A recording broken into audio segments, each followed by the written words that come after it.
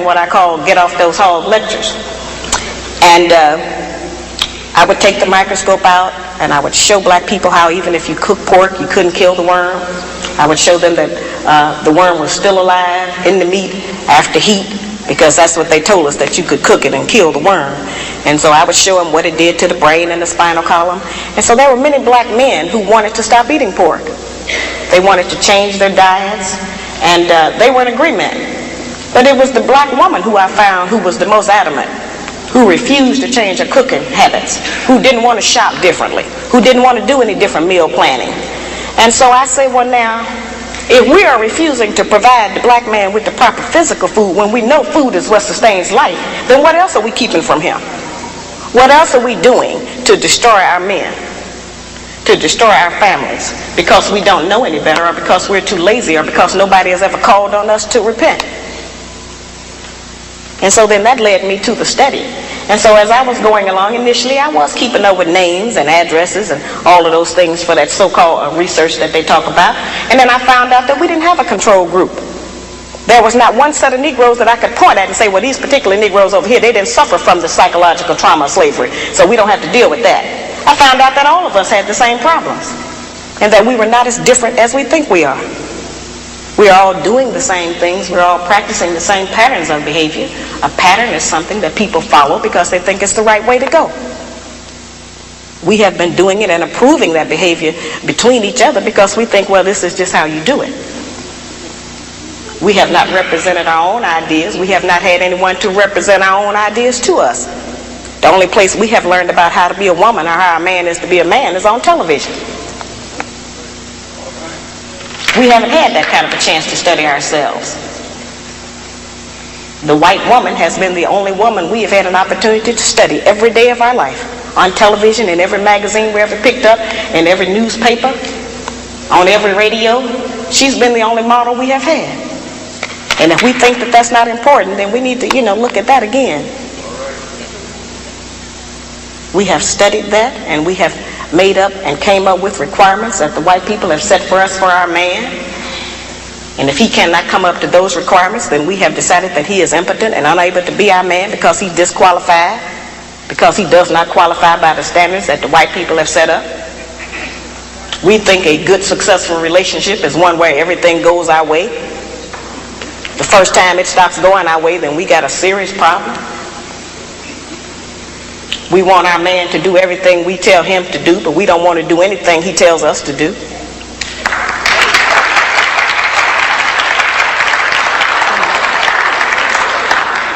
Yeah, it's hard language. And all of our so-called educated class together have never come up with an agenda that brought the people together to try to improve their condition like the Black Man's Guide. Not a one of them have ever had a program that got all of the black people talking, got all of them out. Made everybody decide to make a comment, whether they wanted to or not. People are compelled to testify all over the country. I can't walk the street.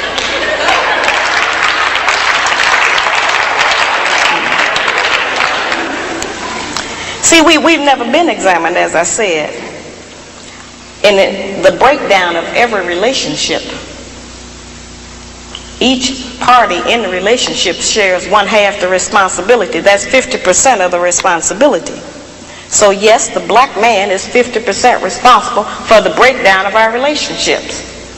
And we are the other 50% half responsible for the breakdown of our relationships. And I ask black women, if you do not want to accept 50% of the responsibility, what percentage do you accept, and how does that behavior manifest? And I guarantee you it's already in my book. Because this lists the things that we do. We've just never seen it in print. We've never had it out front.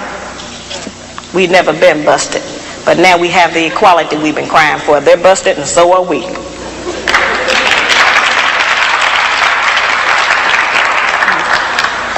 I teach that slavery tampered with nature. When I say that slavery tampered with nature, I mean that a major rite of passage for every male mammal is to provide and protect for a female and her young. Now certainly we know that the black man has been denied that opportunity. He has not been allowed to qualify to protect his woman or provide for them. They have told us that the only provision that the black man is qualified to give us is one of money. And we have made finance the major focus of our relationships with them. We have made the one thing that most of them don't even have be the criteria. We have been taught that if they do not give us money, that we are not to even allow them to be a father to their child. We have been taught that if he does not give us money, then he is not qualified to tell us what to do. We have been taught that if he does not give us money, that he doesn't have any rights in the home. It's whoever is making the money who has the rights. That's not our system. The black man provides more in a black home than just financial support. He provides direction, guidance, gratification, fulfillment, and discipline for our children.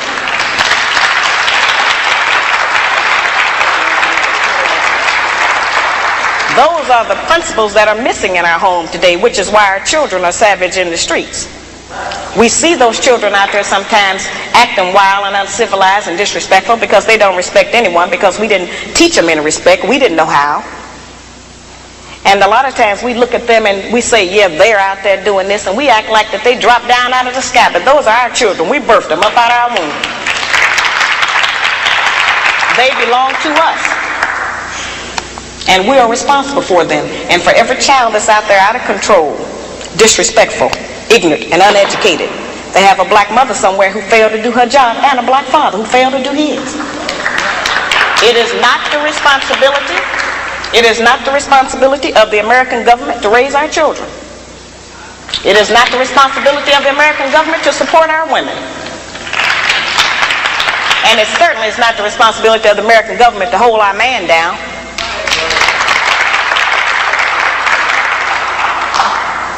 This book is to allow us to have a new chance to start all over and say, yes, this is what has happened. I didn't make myself like this. We don't get anything from ourselves. We pick it all up externally. And as we have picked up these bad habits, we can, decide that we are not going to do them. See, what has happened is that we have been turned, sisters, into kind of like Frankenstein. I think everybody remembers the Frankenstein monster. He had somebody's arms, somebody's legs. He even had somebody else's brain inside of his skull. Oh, he was functional, but he was not himself. And so, yes, we are functional. We have been taught that having a good job means that we are a total success. We have been taught that the solution to all the problems of the black people in America is to get a job with the white people. That's just not the truth. And that's certainly not saying that it is not important for us to have money for food, clothing, and shelter. And it's not saying that we as black women are not strong. I'm here today to represent some of that monumental strength we say we have. This does not mean that we are not strong.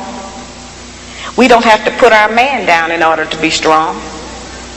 I'm just saying that we have used our strength in the wrong direction. We've been using it against our man instead of for him. If we use the kind of strength and influence that we have in this society to support the black man, won't anybody be able to come against him?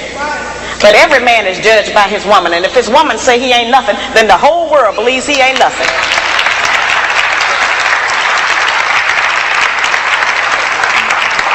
The actual fact is, every man himself judge his own self by his woman.